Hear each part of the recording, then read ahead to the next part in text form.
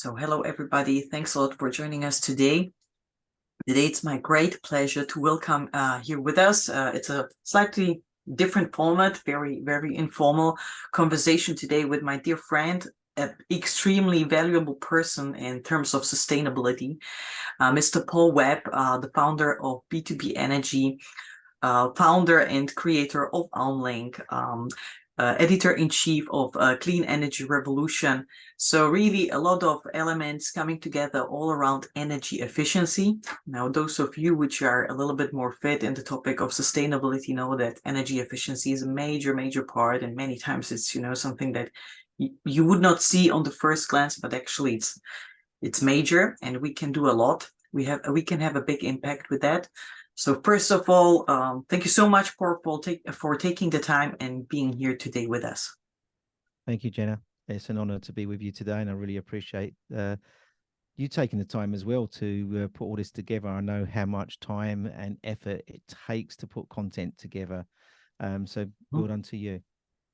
So, maybe I can go straight also to the topic why we meet today, because it's also a kind of interesting connection that we would like to discuss today. Of course, it's a little bit of energy efficiency, but it's also your recent activities that you're bringing up and kind of also transferring the knowledge, talking about maybe a personal story, talking also about the topics of sustainability to a younger generation. So this was also the initial idea when I thought, when we were catching up and discussing what's up, what's new for you, what is happening for you, what are the recent activities that you are on, that you had this idea, this project, transferring your knowledge and experience and also a personal story for the younger generation. So maybe you can tell us more about your recent book. I know that you have, maybe if you have it somewhere around, you can also quickly show it. It's always to hand. The Little Orange Dingy, exactly.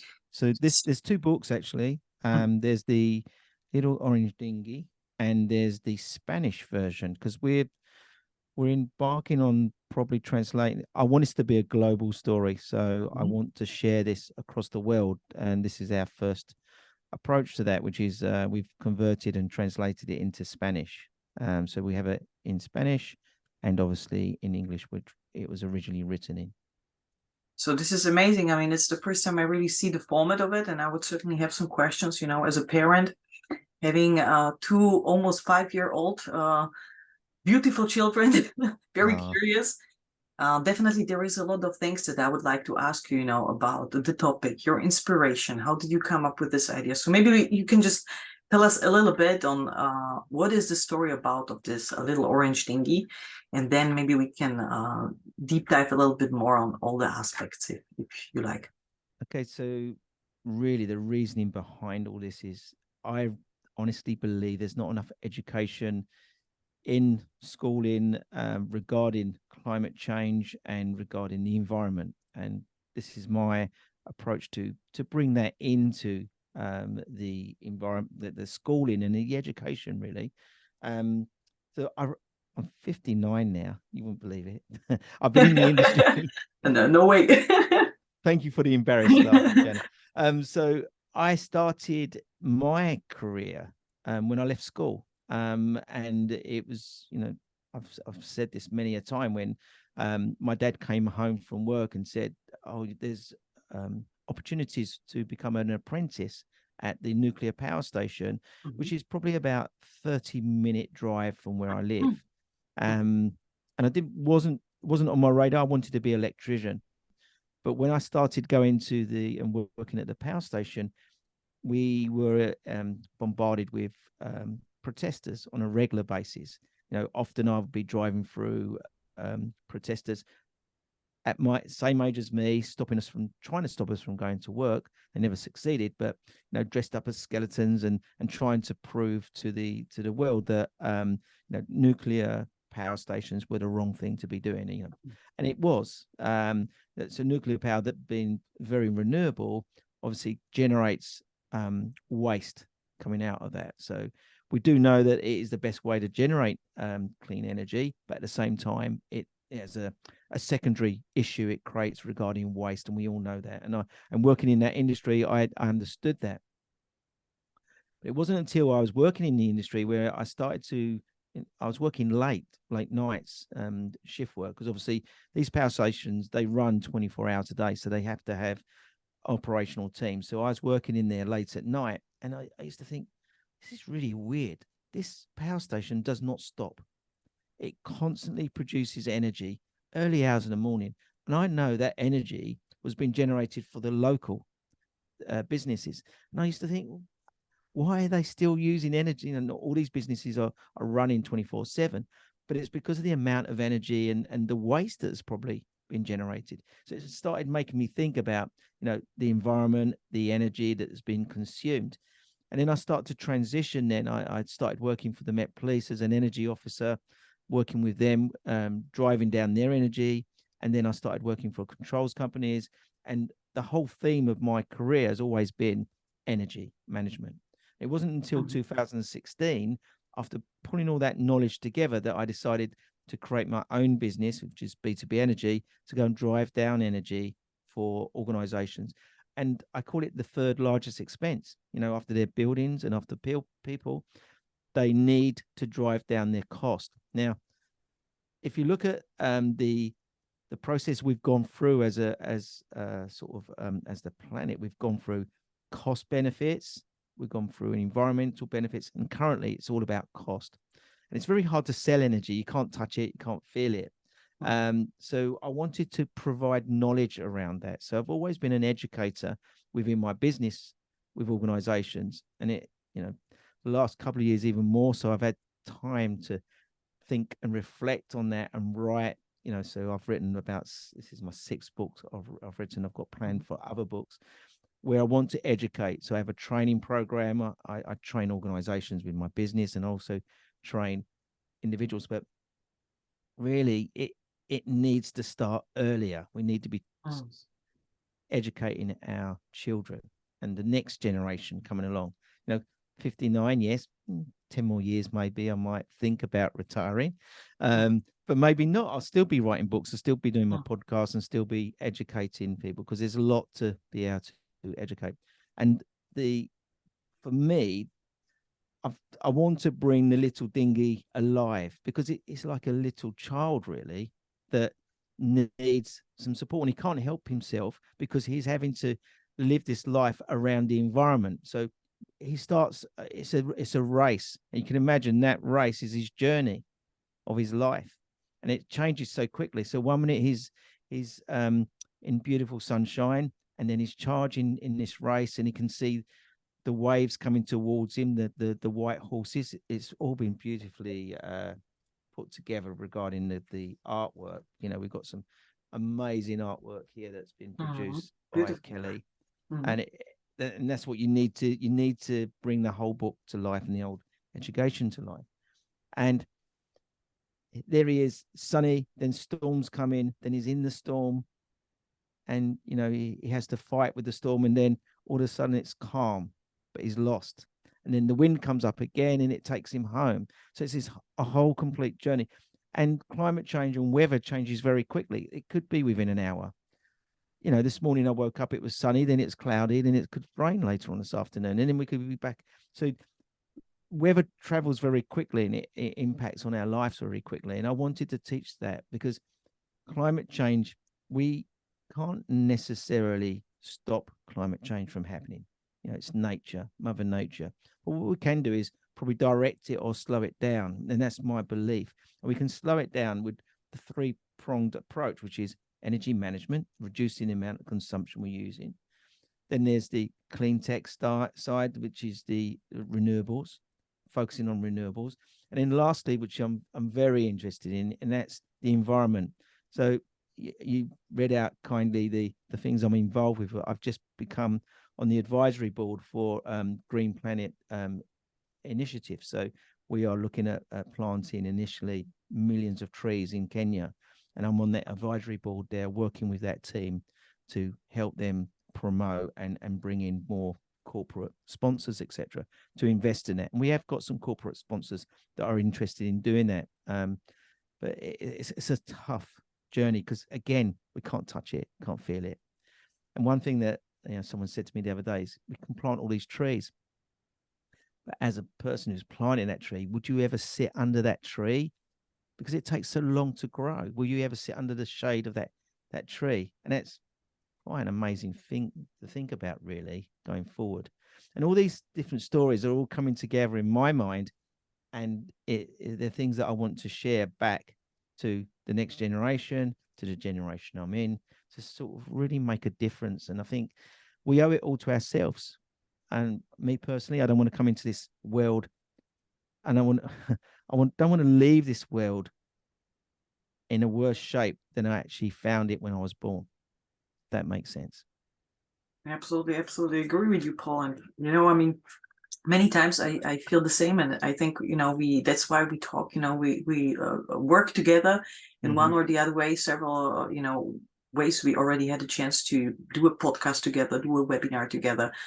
Always also related to the sustainability element and also education. So definitely see we share a mission over there. See we share values and also the importance and how we want to contribute to this whole process of change. Exactly.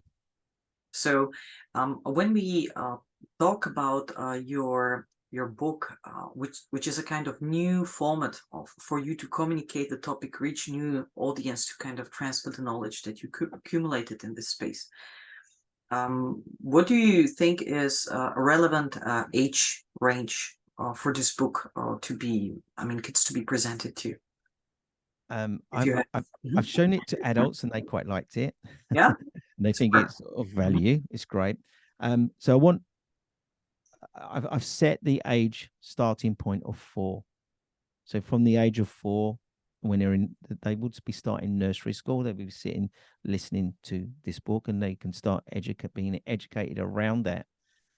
So it's a starting point. But towards the end of the book, there's a section for discussion. So the parent. So what happens here is the parent teaches the student as such, the pupil, and then the pupil then starts to teach us back. They start to drive it, and I think that's the cycle. So we give them the tools, and then they tell us what. So my son's simple story. When my sons learnt to drive, okay, they would be sitting in the car. They were learning to drive, and I've been driving for say 16 years, and then they're telling me I don't drive properly. They're educating me to say, no, you shouldn't do that. When you come into a roundabout, you shouldn't change your gears down like that. You should be braking. And then they start to educate you back, and you start to learn more from them. So we teach them the basics, and then they take it to the next level. And I think this is how the environment will be. I was speaking to Jenny Bailey this week. She's just done another podcast with me, and she was telling me that she's been teaching people about mowing the grass. There's a thing in the UK at the moment is don't mow your grass in May. And the pupils were then going from this school to badger the gardener, the groundsman, not to cut the grass. And they was telling him why, because they wanted a meadow. They wanted a meadow area for the bees to come and pollinate. So it's exactly the process is we give the pupils the starting point, and they take it to the next level, and then they start to drive it. And if they're driving it at that age, what they're going to do is when they get to our ages, it's going to be amazing, really. But I think we really need to invest in the education currently. And I have been approached by schools, which is good. So it's amazing. It is on their radar. But there needs to be more people externally from the schools driving it and working with them to give it, because they've got their curriculums, but they need the experts like us to go in and support them to provide that extra knowledge and the real life knowledge, really, not from a book, but from an actuality of the process. Absolutely agree with you. And also, this is what we see. I mean, we are active as a marketplace now, bringing all these solutions, all these possibilities together and offering people ways how they can train, educate, find a new format. We have artists that are kind of, exposing themselves to the topic of climate change, sustainability, and are also finding or trying to find ways how to communicate to either ordinary people. We are also ordinary people, but you have different occupations where you're on different fields where you're not at all open or sensitive to what is happening or another perspective. You have a different reality of life. Yeah. So I found it very, very exciting as well, very inspiring to see, people like yourself, artists, writers, and even like deep, like yourself, more like a technical field, energy efficiency. You would not think a book for children would come up, but we see also such things happening for water, for waste. So this is amazing because we really kind of identify the new channels, and I also believe it's a great sign for you to be involved in schools, and also to the whole education system to kind of recognize, okay, we have some elements there which we need to cover, and we need to find ways how to do that. So Yeah. definitely a great step. And so where can people maybe hear you, see you? Do you do some, reading out of the book, and some bookshops, or how does it work? Can they maybe see you on such events or meet Yeah. you? So my book is available in Amazon. Great. So they can purchase the book. However, if they go to my YouTube channel, they'll be able to find me reading the book. And I've done like some form of animation where I brought the graphics together. So it's on YouTube, Amazon. Um, my best place to be found is on LinkedIn. So, but I'm actually on all social media: Hmm. LinkedIn, TikTok, Instagram. It all feeds into Hmm. Twitter and Facebook. So they only have to type in the word Paul Webb Energy Expert, and a Hmm. lot of information will come up. If they drill down, they will find the Little Orange Dingy. There's a channel that I've created within my YouTube channel. Hmm. I have done my own podcast where I've read the story as well. On my podcast channel as well. So we're everywhere where I can. I've actually promoted it. And please, if they reach out to me, especially schools in the UK, I'll be happy to go and talk with the school or do a Zoom call with them and go through this with them. I did offer where I'd actually send the school some books. I'm doing some work locally with some schools where I will give them some books and go and talk to them. Uh, In can't remember what year it is, probably 2009. I was asked by my local school, which was when my son was at school, um, to do an energy assessment and help them go from their bronze to their silver regarding their energy awards as such. And my son eventually he got an award for being an energy warrior, because what was happening was I was telling them how to look at their school, and I did an energy audit, but then I showed it on the screen, so they didn't have to go and do this work. So I showed them on the screen, and they were coming up with all the ideas of how they can improve the controls of that property. And my son came up with loads of different projects, and they implemented these projects, and he won a Eco Warrior Award at the end of the year, which I was very proud of. To be honest with you, it made my day that he actually achieved that. Um, but they're the sort of things I do in my spare time, working with schools if possible. They only have to reach out, and I make books available. I would make my time available on Zoom, or go to the school and talk to the students. I think this is an excellent point which you make, and also a wonderful bridge, because the whole element around culture, I really loved what you mentioned around YouTube videos, and more like YouTube cartoons with the Yeah, content that is needed to get transformed, to get down to let people understand, make sure they can take action. It's simple for them. And this is really what I struggle also as a parent. You look for content. I regularly, and I bet I'm not alone, and we limit already the screen time that you expose the kids to, and exactly. it's just overwhelming because it's everywhere. You have screens everywhere. So it's very not easy. But once you get there, still you have a challenge on the information type that your Yeah, children will be confronted with. yeah, So this is what I'm really happy to hear, that you have also this audio and visual format, because this is something that we can definitely include the links to, also for other people to kind of check that, and use it as information to share, especially parents that are um, knowledgeable, or informed, or would like to be more informed, or translate this type of information or also to their children. So this is amazing.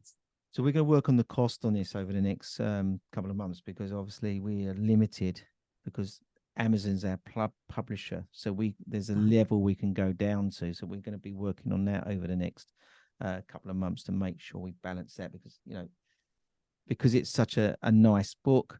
Obviously, there's a cost to produce that, but we need to, if there's any publishers looking at this and they would be keen to work with us on that, we'd welcome that going forward, especially some form of environmental publisher as such.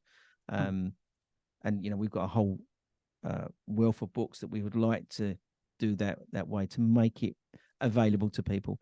I normally put it on sort of Kindle at very low cost, but not, people, students don't necessarily have the Kindle approach. I don't know how that works within schools. But we want to bring the cost down. We want to make it available to everyone. Sometimes when you make things free, unfortunately, people don't see the value in it. So we want to provide value, and that's what we look for. Is providing value and content to people. Definitely support it. And also, that's the power of network that we are building together.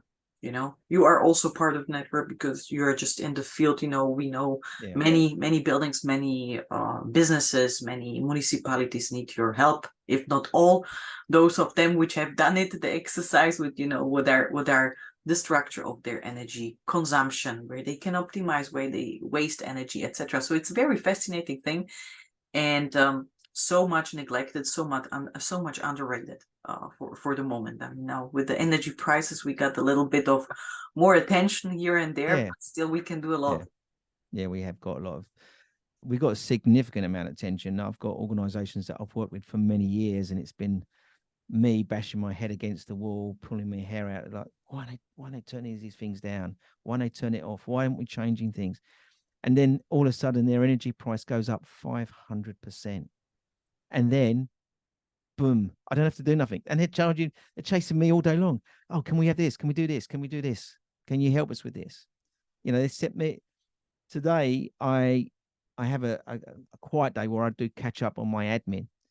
But I can't. I've been dragged into London this afternoon to help one organisation, then another organisation. And then they're even booking meetings for me after 5 o'clock on a Friday, because they just need to make a difference. And we all need to make a difference. It's sad that the money situation has made that, but in a way, it's nice. And we've had loads of different drivers throughout the years of my career, mostly around legislation, but now the driver really is money, and it's gone past that point of non-return. We are seeing the market coming back, softening, but it's made people really think about their energy costs. And I always say, it's the 3 C's: reduce consumption, reduce cost, and then we reduce carbon off the back of it, which is where I want to be. But I'm happy to do the other 3, the other 2 to the 3, because I know the outcome is going to be reduced carbon. For sure. So I have directly 2 questions to you. I mean, one would be more connected still to the book, to the recent project, because you mentioned, it's a journey. You have many ideas. Now we have also this network. There are amazing partners together. We talk about, sustainability becoming part of culture. And I believe it's going to be really an exciting field with people like yourself. I already count in because we see the ideas and we know it's needed as what you started with is, English version, Spanish version straight ahead, and then many other potentially to follow. Yeah. So let's elaborate on that, but also connected to this, do you have already or can you share with us some ideas on what is behind the corner in terms of your pieces or more books or more publications in this matter, the ideas which you play with? That's a good question. So I don't believe in stopping. I believe in going lifelong. Sort of approach. I have lifelong training that I've developed, so people can come along, do their training course. Doesn't stop then, because we need to keep continuing the education. I keep saying this. I'm 59. I think I'm saying it just to convince myself. I'm 59, but I'm always training. I'm always learning things, and it's important that we keep that going and keep that approach. And I like what you're doing regarding the collaboration, because I think that is very important, collaborating with all different people and learning about what other people are doing. That is the approach. As for B2B Energy, we've got our direction. So we're split into 3 areas. We have energy management with organizations. We have the media business, which is the podcast, the books, the YouTube channels, etc. Which we've got some ideas and plans of. You mentioned animation. I'd love to have a cartoon created, and one of the things is in my mind is a cartoon of the parents coming home and all the lights are on, and them going in and turning everything off and saying, why the lights are on and no one's in these rooms, or the heating on, the windows open. And that's a story that I have for my parents telling me. And I did the same, didn't even think about it. I did the same with my children when they grew up. So I want the animation because I want to multiply the different ways of getting an education over. So I've done video, I've done books, I do posting of text. I think cartoon and animation is even the next stage. I have got 2 characters. They're 2 eco warriors that I've created. They're sitting there. I did post them recently that I want to try and develop because they're our future. The energy warrior is our future. So there's that side of it. And then obviously the approach regarding my focus on helping the environment with trees and that side of it, which is again important to me. So where are we going? It's continuing the story, continue, and it always seems to branch out into other areas anyway. So I wrote this when I was 30, this book, and I'll be honest, the story behind this was again about education. So when I grew up, the government brought out a new way of reading and learning, and they trialed it in this little school in Essex with me and some of my friends, and it was called ITA, and it changed. You had to talk phonetically when in the word you read phonetically, and it was good. But then the transition from that to reading normally was very hard. If you was a quick learner, and I'm not a quick learner, you could adapt very quickly. You could transition into ITA to the normal learning. Myself and some of my friends around me, we couldn't adapt very quickly, and we struggled. And that exercise affected my whole of my education. So I struggled with my reading and writing. And I had to re-educate myself. So when I was about 30, the idea of having secretaries around you doing all your typing, all that started to phase out, and you had to do all your own typing. And I struggled with that. So I thought what I'd do is I'd go back to education, and I went back to school, and I went and re-educated myself, and I've done evening classes to learn English. So I started doing an English O level, which I've done really, really well because obviously my mind had more to give regarding my comprehension side of it. And I wrote sort of various different stories, and I quite liked what I'd wrote, and the teachers at the time said they're very good. And this book, since the age of 30, has sat there waiting for this time. And it wasn't called, and I'll be honest again, it wasn't called the Little Orange Dingy. It was called the Little Blue Dingy. But because my brand, and I love the color orange, everything's orange in my life. I even painted my house orange inside. It sounds nicely, it's not just orange everywhere.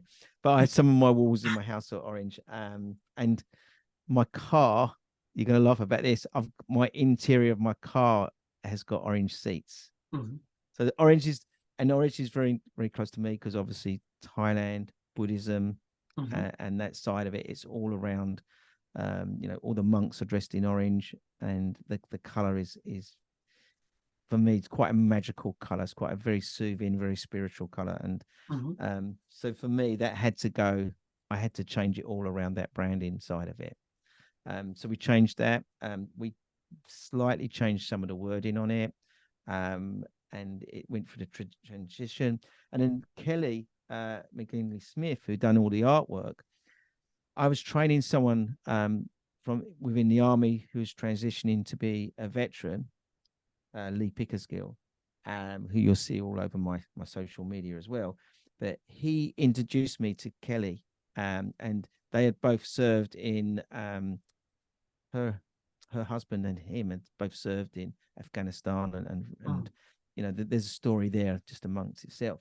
And she was doing all this artwork, and she needed help. So I said to her, would she be prepared to do some artwork for me? So we gave her the book, and then every week she was sending me a new picture through. And I must show you my favorite picture, which is this one here. So this is Okay. Yes, we see the horses. That's the white horses. So when you see waves coming towards you, they look like charging white horses, and that's what they are, the waves coming. So she has brought the book to life, really.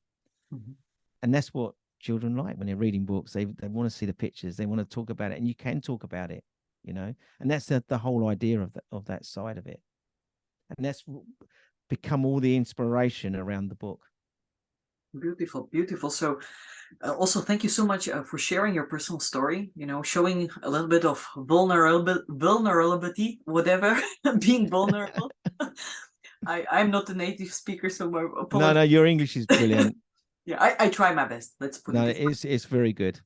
But yeah, it's you know, it's an amazing, impressive story, and also your journey and how you kind of embraced, you know, the kind of challenge that you had. You embraced it, you converted it, and actually, you know, managed to make something amazing out of that. So this is amazing. I always admire that. You know, each of us has their own challenges that we need to kind of accept and convert. So I think it's a very inspirational story also for many people in different ways. Yeah. And what I would like to maybe ask you, just to kind of also bridge that to the overall concept of B2B energy. And you also mentioned yourself that you see now this increasing demand for the knowledge, companies now recognizing the value or more recognizing more the value of, you know, being proactive and just being, you know, aware of what their consumption is, etc. How do you intend to cover that, to kind of, you know, play a maybe more active role into scaling or sharing the knowledge out? Question. So how do we scale? So initially, energy management, the way I talk about it comes from the 4 principles. So the 4 principles of energy management is review, realign, reduce, and report, which is the 4 R's. And they're the simple principles that we need to teach and educate organizations. And that's what I do with my services. And then from those principles, we have a process. And the process starts off with meetings, we have plans, we do profiling, we do an assessment. From the assessment, we create measures, and from the measures, an action plan. And then from the action plan is implementation. And that all comes together to the 3 C's, which is reduce consumption, reduce cost, reduce carbon, which I just mentioned. And then all of that I call the art of energy management. Now, already we've explained the process of energy management to an organization, to an individual. I used to struggle regarding, so what do you do for a living? Oh, I'm an energy consultant. Well, what does that mean? You know, and I use that process to explain exactly what I do. I use that process to explain to organizations. That's how we can reduce their consumption. Now, that's great. I've got that in my bubble. I then have been sharing it on blogs and things I do through my social media. And I also train. So I've trained probably 25 people currently on this journey. And then they're now using these tools for the journey. And then once they've done that journey, then they then go into, going back to what we were discussing earlier about lifelong learning. I have a program where every month they get drip fed the education going forward for life. Basically, we're going to keep going with that. Now we have 25. We've just been approved to train with LCAS. So we have regimental, so the tri-services, Army, Navy, and RAF, they can come on to our training courses when they're deciding to leave and become a veteran. We can help that. So that's one way we can grow it. I partner with people like Esther, So Esther have got the energy consciousness training. So I feed them with the training side of it and we support them. There's not enough energy experts in the world to deliver this, to collaborate. And though I feel sometimes I'm on my own, I don't mind being challenged by other experts. I want them to collaborate with me. I don't have competitors. I have people I can work with. So that's the way I want to grow, is by collaboration. And I've always had this vision to share knowledge around the world. And I've got a vision of all these energy experts holding hands or sharing knowledge through networking. And, one thing I'd always say is we all speak different languages, but we all speak the same language about reducing consumption, reducing carbon, and saving our planet. We just got that extra thing in the middle now where we can reduce cost. Amazing and amazing, and thank you so much for sharing this, Paul. I would also have another question for you, because you mentioned also, excellent that you connected also to this concept of integrating people or helping them to kind of requalify or upskill, or kind of get an orientation in the new market that is forming. There will be loads of requalification needed. We see now all this reductions in many, even in the digital segment, which is very strong. You see now Google, Amazon, everybody reducing. So it's large numbers of people that are also being again on the market and kind of look for ways how to engage or be active again. And you also mentioned that you are as well a lifelong learner. I'm also, it's a difficult word again, but I'm also very much supporting this concept. I love it, and I truly believe in that. So the question to you is, what are you currently learning? All right. Wow. You've got some good questions. Yeah, well, thank you. From a pro podcaster like yourself, it's a true compliment. Thank you so much. So currently, so you've got me on spot here a little bit, which is that doesn't happen very many times. So what am I learning currently? One subject I had picked up, and I can only say the last training course I done was in March, and that was for ESG. Many of my clients talk about ESG. They don't really understand it. And I was tasked by a organization to write some documentation so they can embed into their ESG policy. And I thought, okay, I'm happy to do that, because obviously what I do is putting the E into the ESG process. So I invested in some training and I learned about ESG and what that means, how other organizations are working towards their ESG compliance process, and what we all need to do. And one of the biggest things I found about ESG is it's common sense, and it's 50% common sense and it's 50% knowledge. And that's what I feel about all of this. And it's, everything we do has got the common sense element of it and the knowledge element. And the knowledge comes from the experts, and the knowledge comes from books and everything's around us. So I like to provide all that, but let people know what I'm providing is linked to the common sense element of it all. And that's what I teach, really. And that's what I've been learning about ESG. So let's just dive back a little bit. I said about myself and learning. I think I read my first book at the age of 21, but fully. I sat on holiday for 2 weeks. I read one book. That was a very, very tough thing for me to do, because I start reading and my mind just goes off on other things. I can't keep my attention on it. So when I first read that book, I then started reading more books, and I probably read 2 or 3 books a year, which is not great. I'm now into audiobooks, and I've been learning how to read audiobooks. Okay. And I read now circa 50 books every year through that process. And I find just by listening to the book, I don't have to sit and read it. I do occasionally read a book, but listening to those books really does go into your mind. And I found that to be a better way of reading for me and learning that knowledge. So every week I go through at least one book through audio. And I don't always read self-help books. I read other books regarding marketing and approaches. And I have read some really good books around people's biography and learning, other ways of thinking. And I seek inspiration from those books as well.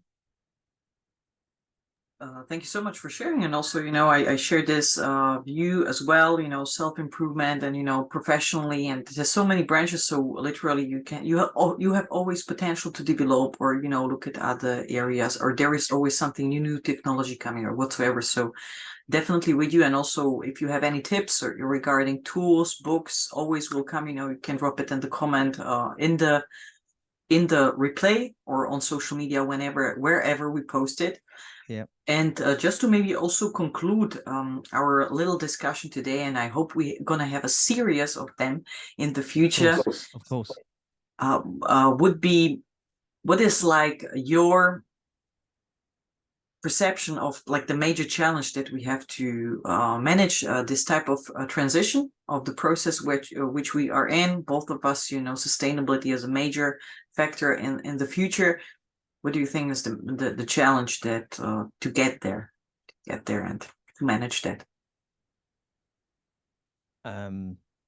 So we went through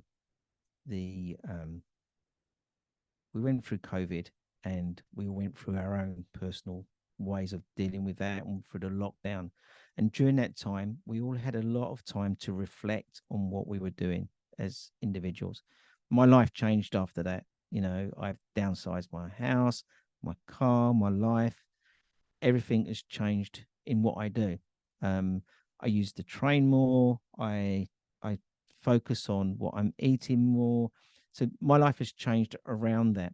However, we've come out of that now, and I struggle with balancing this world of talking to people around the world to actually having to go to site. I have days when, I need to be on a Zoom call. I need to go out. I need to. So now it's getting back to that balance. So that's our challenge now, is we've gone from one format to the other format. Where I had loads of time to do posting and education and writing, I haven't got so much time because I'm having to travel now. So there's our challenges, is balancing all of that, getting a really good balance. And I think one of the best things for us to achieve this, to get through this challenge, is collaboration and working with people. We got to think that we as individuals can't do everything. So you have to bring, there's lots of things in my business that I want to do, but I haven't got the time to do that. So I need to work with organizations that have already done that, and they can't do what I do. So by working and collaborating, I think that's what gives us the success points for achieving the challenges. For instance, yourself, okay, you've developed that networking platform, which is great. I had one. I haven't got it now because I haven't got the time to keep investing in that. I need to work with people like yourself to grow what I'm doing and working. So collaboration and working together with partnerships, I think, is key going forward. Fantastic point. And I think, like really the essence of many things, where you can complement and you can just do bigger things together. So Yeah. I absolutely hear what you're saying. So just to wrap up for today, thank you so much, Paul, for being here with us, introducing a lot more about your idea, your, inspiration, where you come from, your story as well. Thank you so much for sharing. If you can just quickly show us again this cover, this beautiful cover, and hopefully, we're gonna see also more and hear more of this story from the Little Orange Dingy, and more stories in this concept or in the series. And yeah, happy to also invite everybody. You have also a profile with us on Frogeex. So if they need any type of energy efficiency assessment, training, they would have a question, I also invite you. We will have definitely a link shared in the comment section or in the description of this video. So definitely reach out to Paul and the B2B Energy organization for help. Jenna, thank you very much for this opportunity, and we wish you well with the great work you're doing as well. So thank you very much. We stay close. We stay Literally. close. There is a lot literally. of Exactly. Yeah. I wish you all a great rest of the day. Thank you so much again, Paul, for this very nice, pleasant conversation as always. I love to listen to your voice, so I really look forward to the audio, and I love to forward to the videos as well. We're gonna definitely check it with our kids. Recommend that. And you know, as we talk, we hear and see them. Ah, hello. Fantastic ending.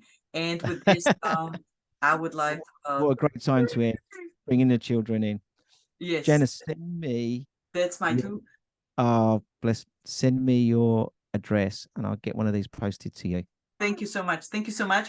And with this, I wish you a great rest of the day. Yeah, And you too. Enjoy your holidays. bye-bye, you too. Look after mum.